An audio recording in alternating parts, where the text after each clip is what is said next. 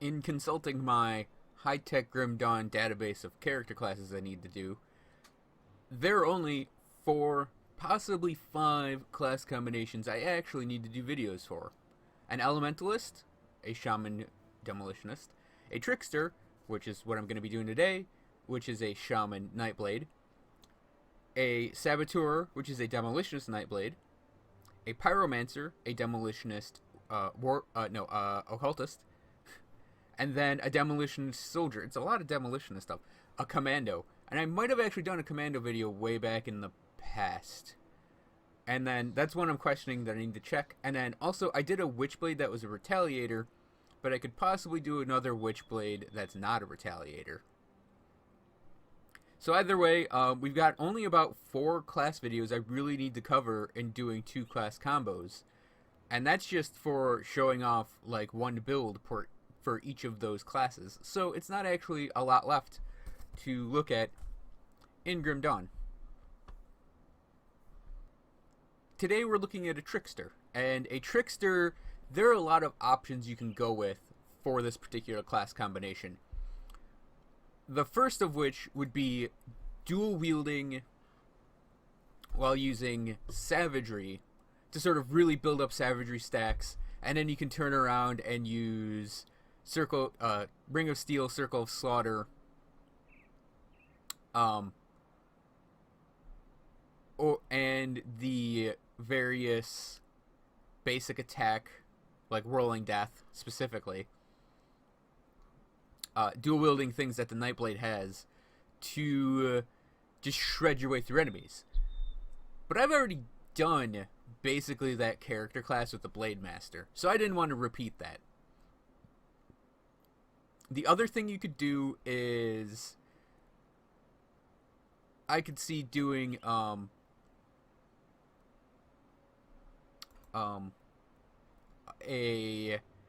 ranged bleeding build with Phantasmal Blades. That's the other one, where you could use, say, Savagery. You could actually do this dual wielding again, or you could do it with a pistol, or even a two-hander to build up your Savagery, and then use Phantasmal Blades, because Savagery will give you a giant bonus to your bleeding damage, and Phantasmal Blades deals a lot of bleeding damage. And then you could build, Vitality, Bleed, Pierce, Chaos Cold around those, on top of having Savagery. And then you could maybe mix in some other stuff, but yeah, the 2 builds I was thinking of doing initially were the dual wielding, get lots of bleed damage, pop Circle of Slaughter, or another like build up Savagery again, then whip out Phantasmal Blades. And actually, I don't think either one would be that bad. But I've already done both of those builds, basically. And my Saboteur is probably going to be another Phantasmal Blades character as soon as I work out the kinks. Which is why I'm going weird with this build.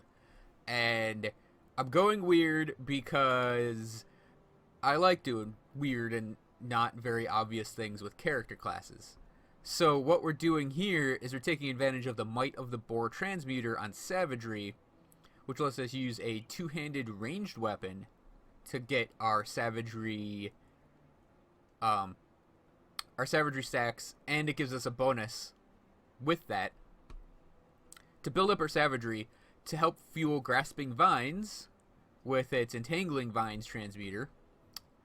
Wendigo Totem, it doesn't really get the bleeding damage from it exactly yet. Or it doesn't get bleeding damage at all. And I can't really get the Blood Pact right now, but we're going to be throwing Wendigo Totem in there just to have the totem. And to also fuel Devouring Blades / Blade Trap. And we've built another bleed character. I know I just did the Bleeding Blade Master. But yeah, it just seemed like a very obvious combo to go with for using a Nightblade Shaman mixed together. So, just to go over the points, I capped out Savagery, and I threw 1 point into Tenacity of the Boar, and obviously 3 points in the Might of the Boar. Tenacity of the Boar, Might of the Boar. Okay, to the 2 Boar maneuvers. Max out Grasping Vines, and Entangling Vines, and Wendigo Totem.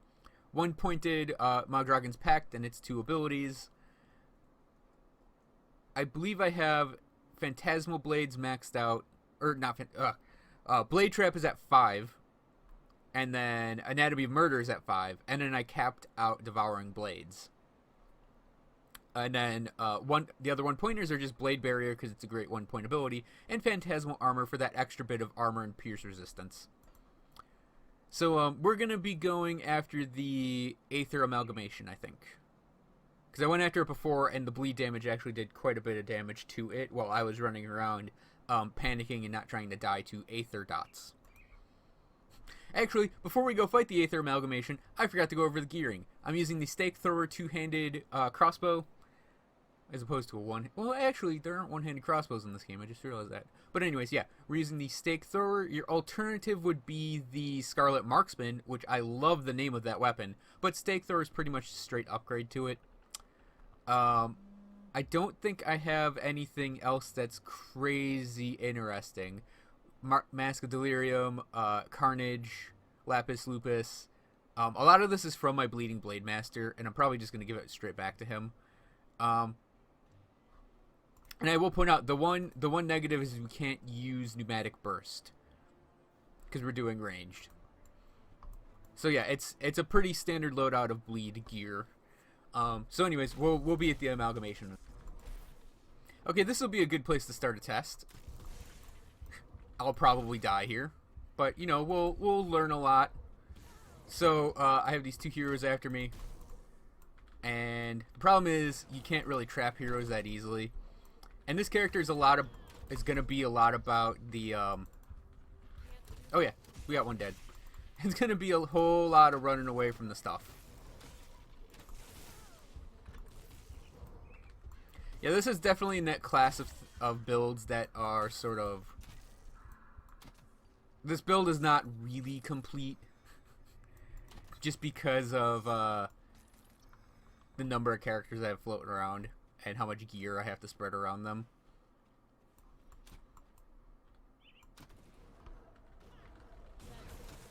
So my favorite thing about this build is probably using...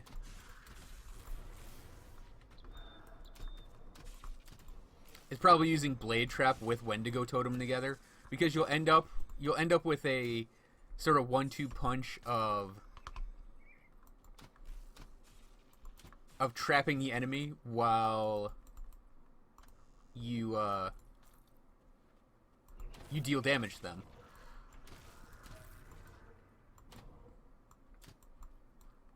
Can't actually hit the wall that close.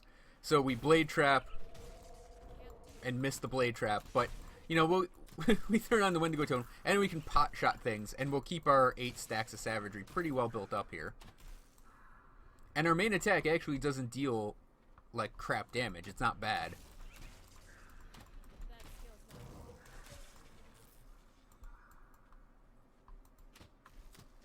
So Blade Trap, Wendigo Totem, run away. They're stuck in the Wendigo Totem. They're dead.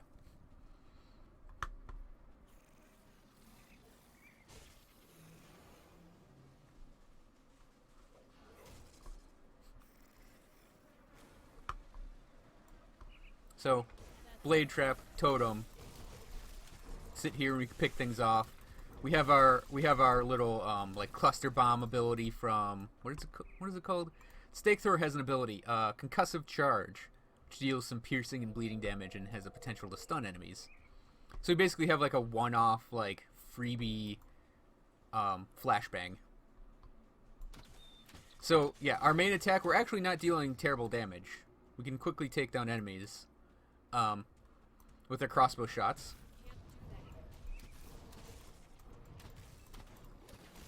And as you can see, we're not actually firing the weapon that slowly. We're fairly, like, we're not firing as fast as like dual wielding pistols would fire, or even attacking as fast as just normal dual wielding. But we're not we're not like terrible with our attacks. Undead obviously are a problem, but that's why I picked the Amalgamation, because I knew I'd have enemies that both run at me and are not undead.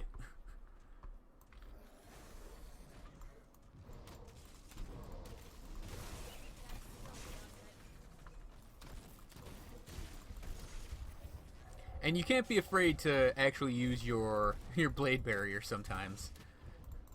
It's actually an ability I don't use a lot, so it's like I have to remind myself I have it, and that it's, you know, really, really good as a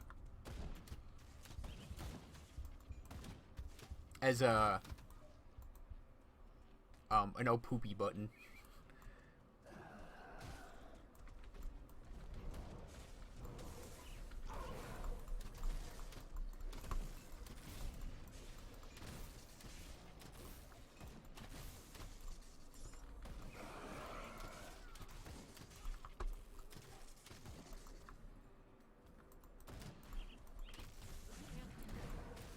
So the build, like, I think the biggest improvement I'd want to make is some tankiness. I think that the stuff that combines into Nightblade that isn't the Blade Master or the Arcanist is actually really squishy. I mean, it's not squishy to the point where you can't play them, but the Saboteur, the Trickster, and the Witch Hunter are definitely some of the squishier, if not the squishiest, combos in the game.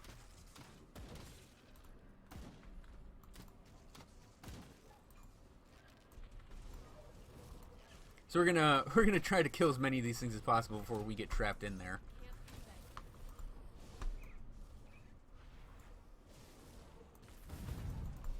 Because we're cowardly like that.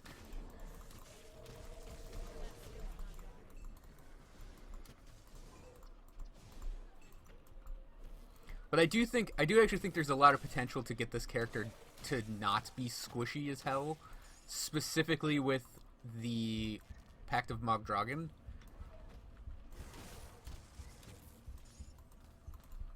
Okay, we're at the amalgamation. We're just gonna let that last little bit of stamina we have remaining fill up.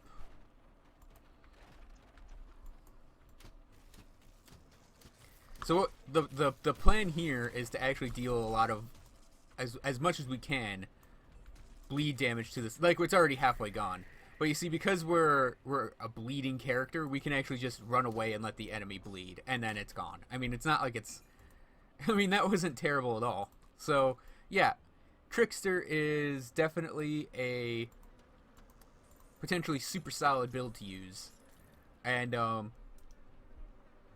matter how you build it. Like, you could do ranged pistols, you could do a ranged two-hander like I'm doing, you could do a melee two-hander, you could dual wield, the Bloodsworn sabers, and it would be great. So yeah, Trickster is a really powerful class combination, even though it is one of the squishier ones, like the other things that combine together with Nightblade, except for Blade Master and Arcanist. So thanks for watching, everyone. I hope you enjoyed this video, and I will be back with a Saboteur next, or an Elementalist next. We'll see what happens. Like I said, I've only got like 4 or 5 things left to do, and I'm gonna try to do them all in the next week or so. Unless Devotion comes out, then screw builds. I'm just gonna talk about Devotion for weeks. So thanks again for watching, and I'll see you guys next time.